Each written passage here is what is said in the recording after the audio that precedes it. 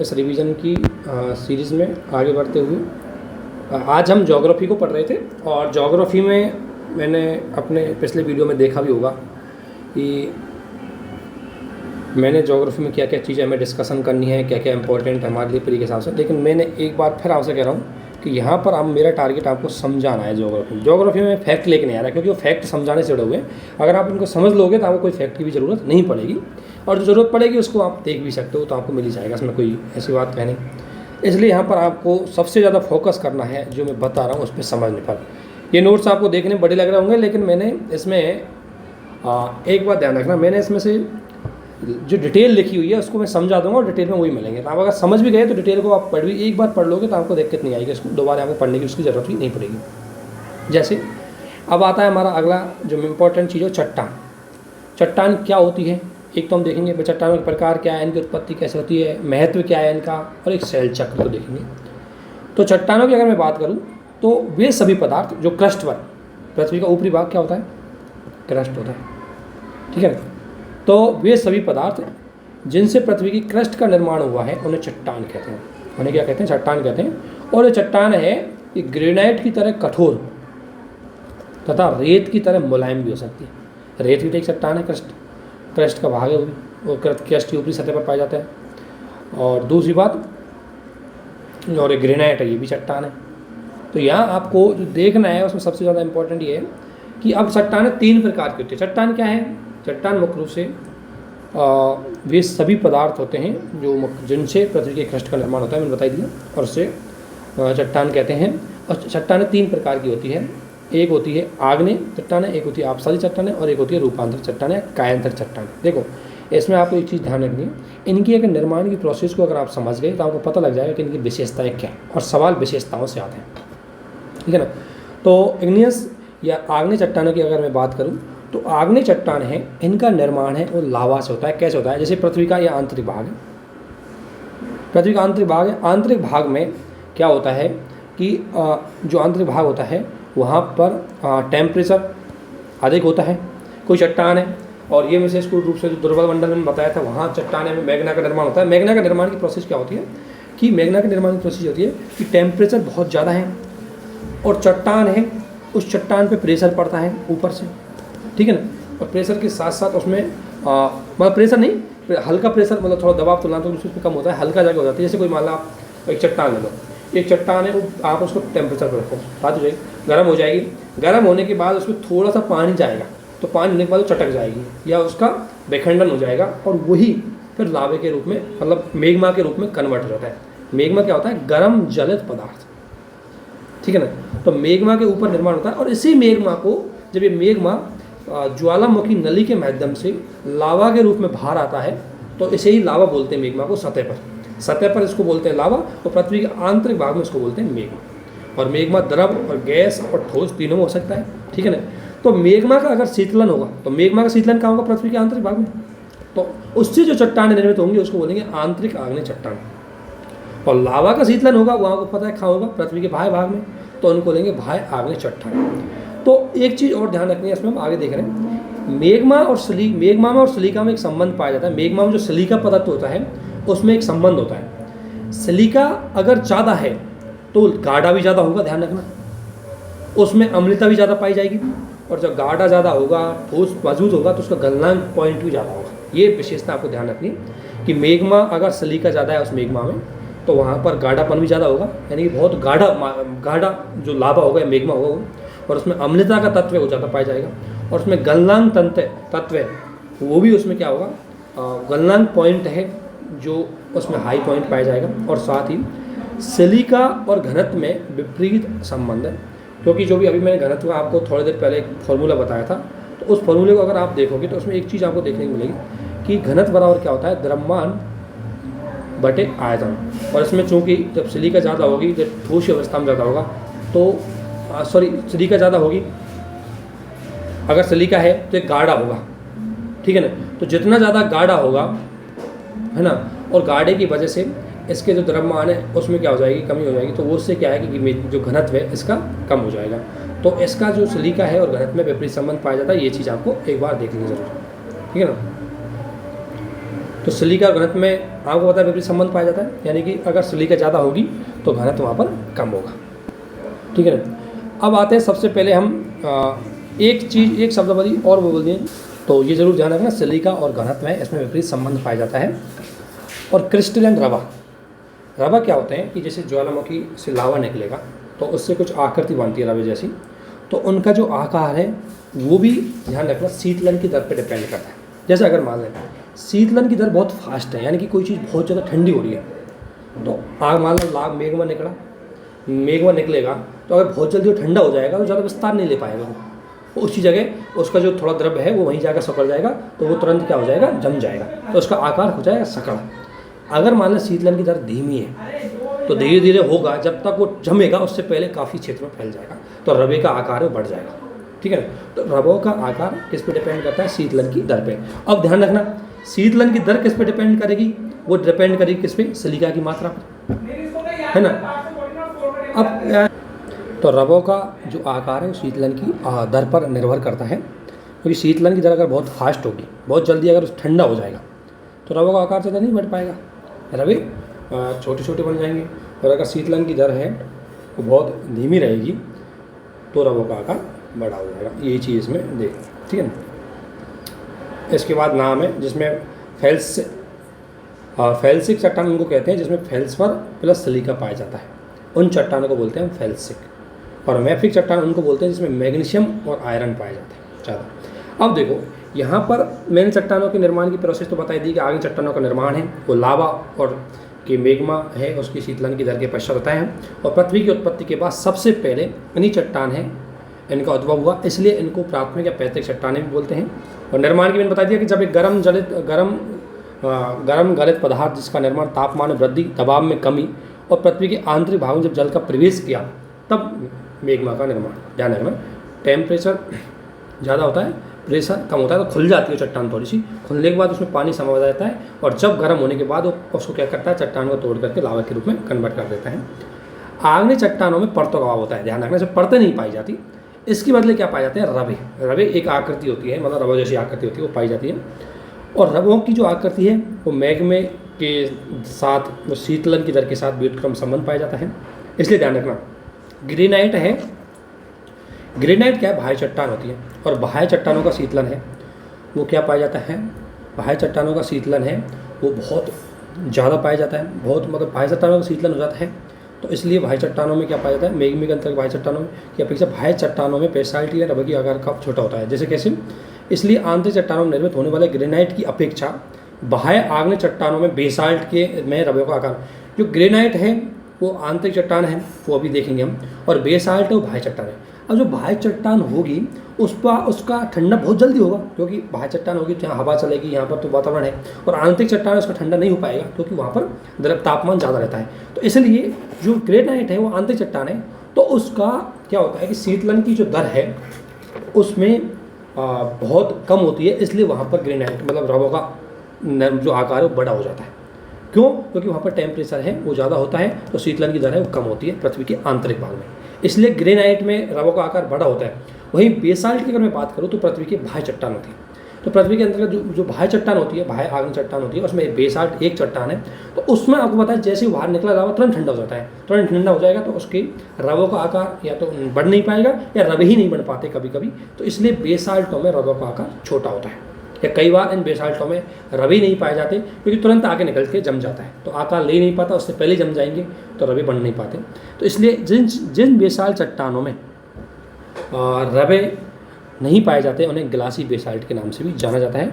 इस प्रकार हम कह सकते हैं कि आग्नेय चट्टानों में जीवाश्मों का अभाव होता है। क्यों, क्योंकि आग्नेय चट्टानों का निर्माण है वो पृथ्वी के आंतरिक भाग से जो लावा है वो आकर के पृथ्वी के बाह्य भाग पर जमता है, उससे आग्नेय चट्टान का निर्माण होता है। अब पृथ्वी के आंतरिक भाग से आपको पता है जीवाश्म में पृथ्वी की सतह पर पाए जाते हैं, आंतरिक भागों नहीं पाए जाते, इसलिए जीवाश्म इसमें नहीं होंगे, क्योंकि इस चट्टान का निर्माण जो इसका स्रोत है वो अंदर से आ रहा है। तो अंदर में क्या हो सकते हैं आपको पता है, धात्विक जो खनिज है वो होंगे, क्योंकि वो अंदर ही पाए जाते हैं, तो वो इस लावा के साथ जब बाहर आएंगी तो इसमें ध्यान रखना जहाँ जहाँ आग्नेय चट्टानें पाई जाएंगी वहाँ धात्विक खनिज बड़ी मात्रा में पाए जाएंगे, वहाँ चट्टानों में जीवाश्म नहीं पाए जाएंगे, क्योंकि जीवाश्म तो यहाँ जीव स्रोत है इनके, तो जीवाश्म से नहीं होते, ये पृथ्वी के आंतरिक जो बेभाग से जो मेघमा आता है उससे इनका निर्माण होता है। अब आपको इनकी विशेषताएं पता लग गई होंगी कि अवसादी चट्टानें क्या होती है। तो अगर आपको विशेषताएं पता लगी होंगी कि अवसादी चट्टानें, पहली बात तो ज्वालामुखी जो क्रिया है उसके माध्यम से निर्मित होती है। दूसरी बात, इनमें जो अगर देखें तो इनके अंतर्गत रवि पाए जाते हैं, परत नहीं पाई जाती, उसका रीजन मैंने बता ही दिया। और तीसरा, इसमें जीवाश्म नहीं पाए जाएंगे क्योंकि इनका स्रोत है वो पृथ्वी के आंतरिक भाग से होता है। और तीसरा, इसमें जो है खनिज तत्व ज़्यादा पाए जाएंगे। तो जहाँ जहाँ पर आग्नेय चट्टानें पाई जाएंगी वहाँ खनिज तत्व बड़ी मात्रा में पाए जाएंगे, क्योंकि जो मेघमा है वो अंदर से खनिज तत्वों को भाल लेके आ जाता है ज्वालामुखी क्रिया के माध्यम से। इसमें आप चट्टानों को देख लेते हैं। इनको एक चीज़ और देखना, सिलिका की मात्रा के आधार पर ये जितनी मैंने क्या बोला, जहाँ सिलिका ज़्यादा होगी वहाँ अम्लता भी ज़्यादा होगी, ठीक है। और अम्लता अगर सिलिका ज़्यादा होगी वहाँ गाढ़ापन भी ज़्यादा होगा, और गाढ़ापन ज़्यादा होगा तो ऑब्वियसली वो गाढ़ापन ज़्यादा होगा वहाँ पर। तो ये चीज़ एक तो गाढ़ापन ज़्यादा होगा तो गलनांक बिंदु है वो भी ज़्यादा होगा। तो जैसे अगर मैं बात करूँ, अगर मान लें सिलिका की मात्रा 77% से अधिक है तो उन चट्टानों को बोलते हैं, उनके लावे को बोलेंगे हम फेल्सिक लावा या सिल्सिक लावा, अर्थात इसमें अम्लीय लावा होगा, ये ज़्यादा अम्लीय लावा होगा। और ये आंतरिक भाग में जब मेघमा के रूप में अगर ये चट्टानें बनेंगी तो इसमें ग्रेनाइट चट्टान होंगी। अगर मैं बात बोलूँ ग्रेनाइट चट्टानें, तो ग्रेनाइट चट्टान है उसमें सिलिका की मात्रा है वो ज़्यादा पाई जाती है, और ग्रेनाइट चट्टानों में सिलिका की मात्रा ज़्यादा पाई जाने की वजह से लावा यहाँ पर गाढ़ा होता है, ध्यान रखना, ठीक है। जबकि बाह्य आंतरिक चट्टानों में देखूंगा तो रायोलाइट चट्टान होती है। ये रायोलाइट चट्टान है, ये बाह्य आग्नेय चट्टान होती है, और बाह्य आग्नेय चट्टान होती है, लेकिन इसमें सिलिका की मात्रा भी ज़्यादा होती है, इसमें गाढ़ापन भी ज़्यादा होगा, इसमें अम्लता भी ज़्यादा पाई जाएगी, ठीक है। ये विशेषता ध्यान रखना। इस सारणी के आधार पे आपको विशेषताएं पता लगानी चाहिए क्या क्या होंगी। अगर सिलिका की मात्रा 55 से 77% के बीच है उसको मध्यांतरिक बोलेंगे। इसमें आती है डायोराइट। डायोराइट चट्टान है वो आंतरिक आग्नेय चट्टान है जिसमें सिलिका की मात्रा पाई जाती है। क्यों? और सिलिका की मात्रा पाई जाती है, अभी भी इसमें जो इसकी विशेषता रहेगी वो अम्लीय रहेगी। और एंडेसाइट है, ये बाह्य आग्नेय चट्टान है जिसमें भी सिलिका की मात्रा है वो है, इसलिए इसमें भी अम्लीयता तत्व पाया जाता है। लेकिन जैसे जैसे सिलिका की मात्रा कम होती जाएगी इसमें क्षारीय तत्व बढ़ता जाएगा, है ना। तो यहाँ सिलिका की मात्रा कम है, 55% तक है, इनको बोलेंगे मैफिक। मैफिक चट्टानें कौन सी होती है? जहाँ मैग्नीशियम और आयरन पाया जाता है, सिलिका नहीं पाई जाती, सिलिका की मात्रा बहुत कम होती है। इनमें आग्नेय चट्टान, आंतरिक चट्टान होती है, उसमें ग्रेवो होती है, और बाह्य चट्टान होती है बेसाल्ट होती है। इसी प्रकार अगर मैं बात करूँ सिलिका की और ज़्यादा बहुत कम मात्रा में सिलिका पाई जाती है उन चट्टानों में, उनको बोलेंगे अति क्षारीय, क्योंकि जैसे सिलिका कम हो जाएगी उसमें अम्लीयता हो जाएगा कम और क्षारीयता बढ़ने लग जाएगा। तो पेरिडोडाइट चट्टान है, पेरिडोडाइट जो चट्टान है वो पेरिडोडाइट चट्टान है, वो आंतरिक आग्नेय चट्टान है, जबकि बेसाल्ट है वो बाह्य आग्नेय चट्टान है, और इसमें बेसाल्ट में चट्टानें ध्यान रखना क्षारीय होती है, ये ध्यान रखना, जबकि ग्रेनाइट चट्टानें अम्लीय होती है। ये सबसे बड़ी चीज़ें आपको ध्यान रखनी है, इससे आपको विशेषताएं पता लग जाएंगी। तो अब आपको आग्नेय चट्टान है पूरी समझ में आ गया कि पहली बात आग्नेय चट्टानों का निर्माण कैसे होता है, तो ज्वालामुखी क्रिया के माध्यम से होता है, इनमें धात्विक तत्व वो पाए जाते हैं। तो इस तरीके से आपको समझना है। अब इसमें आपसे कैसे पूछे, मतलब उन्होंने पूछ लिया बेसाल्ट क्या है, तो आपको आंसर देने में कोई दिक्कत नहीं। बेसाल्ट बाह्य आग्नेय चट्टान होती है। अगर बेसाल्ट से लेकर के यूपीएससी स्टेटमेंट भी दे तो आपके पास तुरंत जवाब होना चाहिए, क्योंकि बेसाल्ट है, बाह्य होती है, बहुत जल्दी जम जाती है, तो रबों का आकार भी इसमें छोटा होगा। और दूसरी बात, ये मुख्य रूप से इनमें सिलिका की मात्रा बहुत कम पाई जाती है, तो इनमें क्षारीयता का तत्व है वो ज़्यादा पाया जाएगा, ठीक है। और तीसरी बात, इनमें जो अगर इनका जो गलनांक बिंदु वो कम होगा, क्योंकि ये थोड़ी पतली टाइप में ज़्यादा होंगी, है ना, ज़्यादा मतलब इनका जो लावा है, अगर लावा की बात करें तो लावा है पतला होगा, इसलिए। तो ये 3-4 विशेषताएं आपको पता हो जाएगी इस प्रोसेस को अगर आप समझ गए तो। अब आपको इसमें रटने की कोई ज़रूरत नहीं है।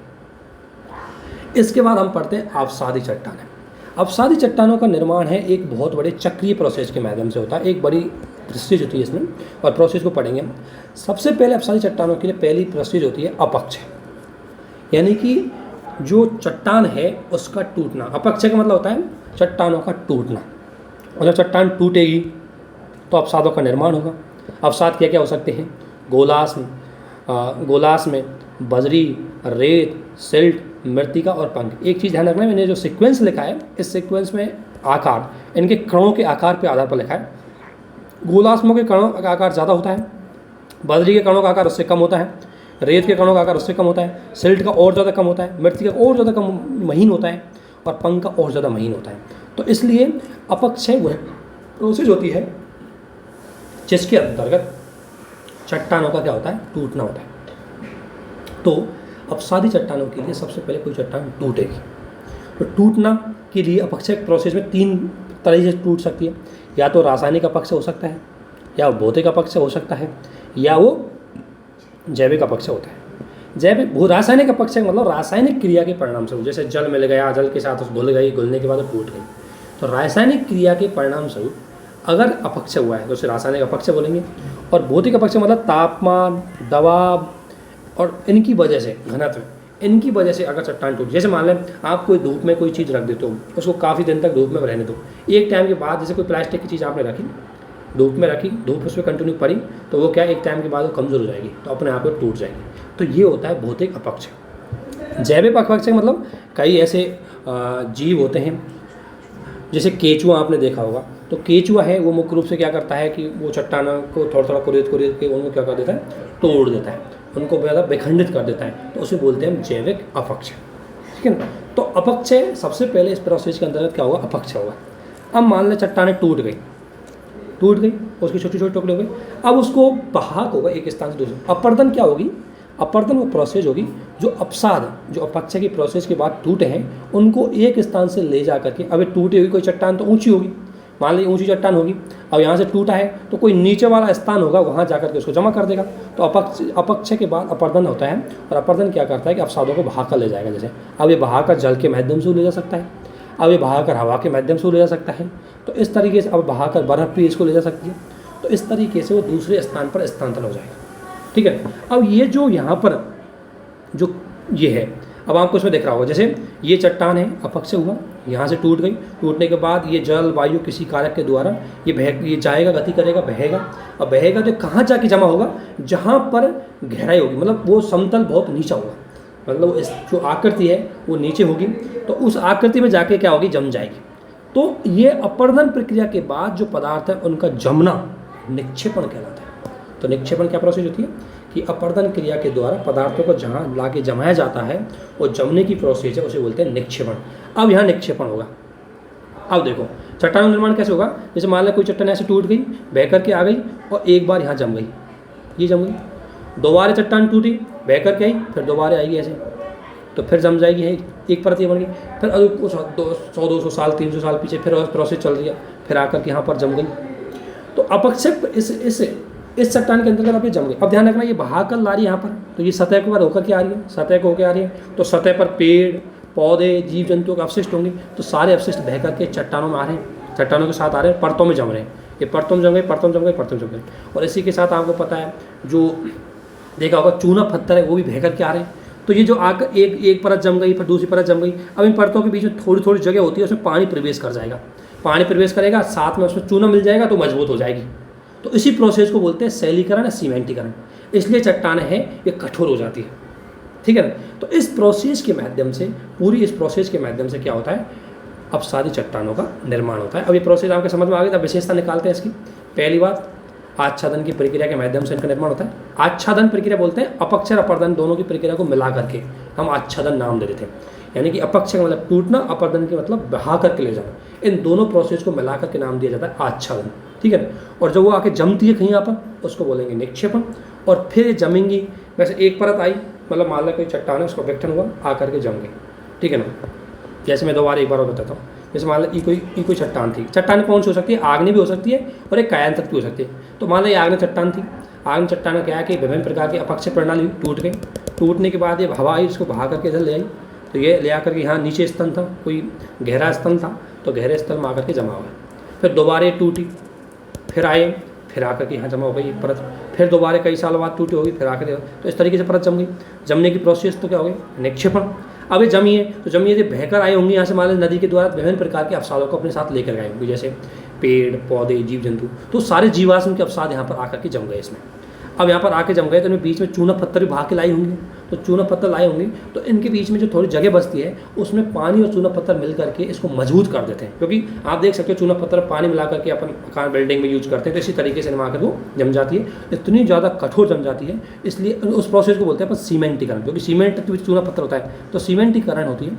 और इसमें जब ये जमेंगी तो इसके बाद इतनी कठोर हो जाएगी, इसलिए इनका व्यवहार कठोरतापूर्ण होता है। लेकिन मैंने बताया था एक के बाद एक परत निर्मित होती है, तो इनको परतदार चट्टानें बोलते हैं। दूसरी, इसमें जीवाश्म पाए जाते हैं क्योंकि बहकर क्या है। और तीसरी, जहाँ इनमें धात्विक तत्व नहीं पाया जाता, क्योंकि सतही इनका स्रोत ही सतही होता है, इनका स्रोत ही पृथ्वी की ऊपरी क्रस्ट होती है, तो वहाँ पर धात्विक तत्व है वो नहीं पाए जाते। तो इस आधार पर अपसादी चट्टानों का निर्माण होता है। अब आप ये पूरा इस प्रोसेस को पढ़ोगे पूरी कहानी को, तो यही कहानी इसमें निकल के आएगी, ध्यान रखना, ठीक है।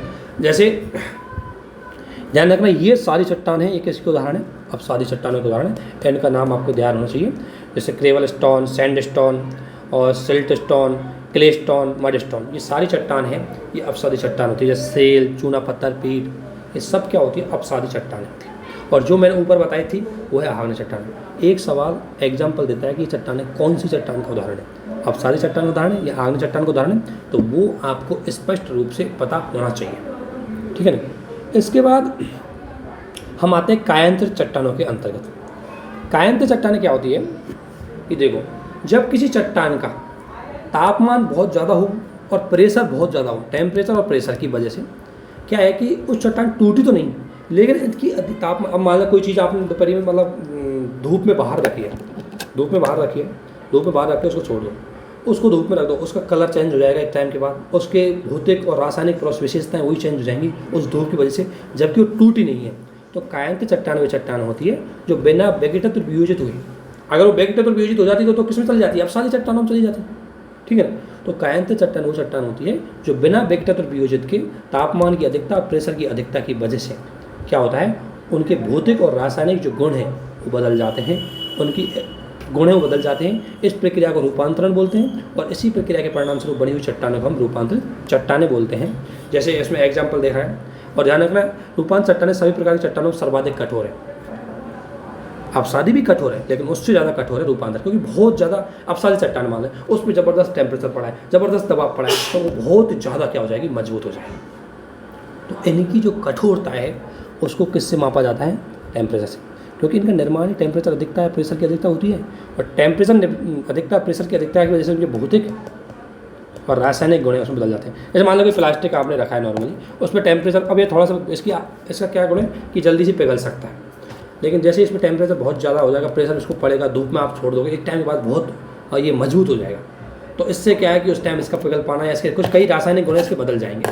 जैसे मैंने प्लास्टिक का उदाहरण दिया, इसमें और उदाहरण भी हो सकते हैं। तो आपको ये चीज़ ध्यान रखना है कि कायांतरित चट्टानों का निर्माण किसकी वजह से होता है, तो वो टेम्परेचर और प्रेशर की वजह से उसके भौतिक और रासायनिक गुण बदल जाते हैं, और ये सबसे ज़्यादा कठोर होती है। और कठोरता की दृष्टि से देखें तो पहले आएगी आग्नेय चट्टानें।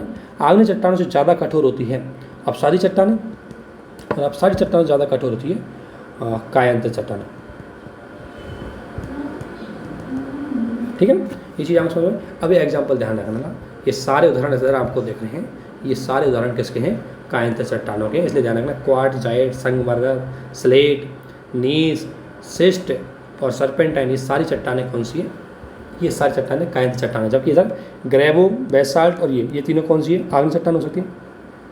संगमरमर है ये रूप मतलब अपसादी चट्टान, तो मतलब अपसादी चट्टानों का भी हो सकता है भौतिक रासायनिक परिवर्तन, तो और मतलब तापमान की अधिकता की वजह से, और आग्नेय चट्टानों का भी हो सकता है, वो तो किसी भी चट्टान का हो सकता है। इसलिए तो अब देखो, इसीलिए अब इनमें देखो ये थोड़ा सा एक शब्दावली और ध्यान रखना, जब रूपांतरण तापमान के प्रभाव में हो तो उसे तापीय रूपांतरण बोलते हैं, और जब रूपांतरण दबाव के प्रभाव में हो तो इसे प्रादेशिक रूपांतरण या क्षेत्रीय रूपांतरण बोलते हैं, ये ध्यान रखना। अब देखो चट्टानों का एक चक्र होता है, जैसे सबसे पहले मान लो आग्नेय चट्टानें बनी, मतलब आग्नेय चट्टानों से मिल करके अपसादी बनती है या रूपांतरित बन जाती है, तो कैसे बनती है। अब अगर आपने पूरी कहानी को ढंग से समझा है अब तक जो मैंने बताई है, तो आपको ये समझ में आ जाएगा कैसे बनती है। जैसे सबसे पहले मैं आग्नेय चट्टानों की बात कर रहा हूँ, तो आग्नेय चट्टानों का निर्माण होता है मैग्मा से, और मैग्मा किससे बनता है, उसमें टेम्परेचर होता है ज़्यादा, प्रेशर होता है कम, प्लस पानी, इससे मैग्मा बन गया। तो ध्यान रखना, अगर कोई चट्टान मान लें रूपांतर, कोई कठोर चट्टान है रूपांतर, अगर इसको मैग्मा में बनना है तो मैग्मा में कैसे बनेगी, इसका टेम्परेचर हो जाएगा ज़्यादा, इसका प्रेशर हो जाएगा कम। तो देख लें रूपांतर चट्टानें आग्नेय चट्टानों में बदलेगी, तो इसके लिए अगर इसको मैग्मा में कन्वर्ट होना है तो प्रेशर हो जाएगा ज़्यादा, प्रेशर हो जाएगा कम और टेम्परेचर हो जाएगा ज़्यादा, इसमें लिखा हुआ है। तो देखो एरो देखो, ये रूपांतर चट्टानें किस में बदल रही है, आग्नेय चट्टानों में। तो मैंने बताया था कि किससे बदलेगी, जब टेम्परेचर होगा ज़्यादा, प्रेशर होगा कम, तो इसमें देखो टेम्परेचर ज़्यादा है, प्रेशर कम है, तो वो किस में बदल गई, आग्नेय चट्टानों में, ठीक है। इसी प्रकार अगर देखो अपसादी चट्टानों, तो अपसादी भी एक चट्टान है, उसमें भी अगर उससे अगर मान लें आग्नेय चट्टानों का निर्माण होना है तो ज्वालामुखी प्रोसेस से होगा। कैसे होगा, टेम्परेचर होगा ज़्यादा, प्रेशर होगा कम, पानी जा करके मिल जाएगा उसमें और लावा बनेगा और लावा बाहर आकर के जम जाएगा या आंतरिक भाग में जम जाएगा, उससे आग्नेय चट्टानों का निर्माण हो जाएगा। तो आग्नेय चट्टानों का निर्माण तो इस प्रोसेस होगा। अब मैंने बताया अपसादी चट्टानों का निर्माण कैसे होता है, तो उसमें आपको पता है आच्छादन। आच्छादन का मतलब अपक्षय और अपर्दन। तो एक मान लो ये आग्नेय चट्टान है, तो इसका क्या होगा, अपक्षय होगा और अपर्दन होगा, फिर ये किस में कन्वर्ट हो जाएगी, अपसादी चट्टान। इसी प्रकार अगर मान लो रूपांतर चट्टान है तो इसका अपक्षय अपर्दन होगा तो किस में चली जाएगी, अपसादी चट्टानों में। और अपक्षय और अपर्दन की प्रोसेस को, सहायक प्रोसेस को क्या बोलते हैं, अनाच्छ। तो देख ले ऐसा इसमें कन्वर्ट होगी। अब मैंने बता दिया अपसादी बन गई इसमें से एक दूसरे से। इसी प्रकार अब मान लें रूपांतर चट्टानें कैसे बनेगी। तो रूपांतर चट्टानों के लिए मैंने क्या फॉर्मूला बताया कि टेम्परेचर बहुत ज़्यादा होगा, प्रेशर बहुत ज़्यादा होगा। तो अगर मान लें ये आग्नेय चट्टान है, इसमें कन्वर्ट होगी, तो इसमें कन्वर्ट होगी, ये कन्वर्ट होगी और इसमें क्या चीज़ बढ़ेगी, प्रेशर भी बढ़ेगा और टेम्परेचर भी बढ़ेगा। ये आग्नेय चट्टानों को हम अधिक प्रेशर और तापमान पर करेंगे तो रूपांतर चट्टानों में बदल जाएगी, ठीक है ना। इसी प्रकार अपसादी चट्टान है, तो अपसादी चट्टानों को अगर टेम्परेचर अधिक कर देंगे, प्रेशर अधिक कर देंगे तो इनका विघटित और वियोजित नहीं होगा तो किसमें बदल जाएंगे, रूपांतर चट्टानों में। ऐसे बोलते हैं रॉक साइकिल। ये आपको पता होना चाहिए, ये थीम है पूरी, आपको चट्टानों का निर्माण प्रोसेस पता हो जाएगी। और इससे क्या समझ में आ जाएगा आपको, इससे आपको चट्टानों की सारी विशेषताएं पता लग जाएगी। अब आप मुझसे पूछोगे कि आग्नेय चट्टानों की क्या विशेषता होगी, तो देखो इसका निर्माण, ये जो प्रोसेस है ज्वालामुखी प्रोसेस है, मैग्मा का निर्माण है। तो पहली बात, इनका निर्माण मैग्मा के माध्यम से होता है। दूसरी बात, मैग्मा आया है तो अंदर से स्रोत लेके आया होगा, तो धातु लेके आया होगा, तो धात्विक होती है। अब अंदर से स्रोत है तो जीवाश्म नहीं होंगे, क्योंकि जीवाश्म अंदर नहीं पाए जाते पृथ्वी, बल्कि पृथ्वी की सतह पर पाए जाते, तो इसमें जीवाश्म नहीं होंगे। और इसमें ई नहीं, क्यों आपको पता है लावा एक बार आ जाएगा तो इसमें परत तो होती नहीं, तो इसलिए इसमें परत न होकर के रवे होंगे, ठीक है ना। और दूसरी ये 3-4 विशेषता होगी इनकी बस आग्नेय चट्टानों की। ऐसी प्रकार अपसादी की बोलूँ तो विशेषता क्या होगी, जब निर्माण कैसे होता है कि निर्माण के लिए देख लो ये अनाच्छादन प्रोसेस होगी। फिर जीवाश्म पाए जाएंगे क्योंकि इस पृथ्वी की ऊपरी सतह पर होती है जहाँ पर पेड़ पौधे जीव जंतु पाए जाते हैं।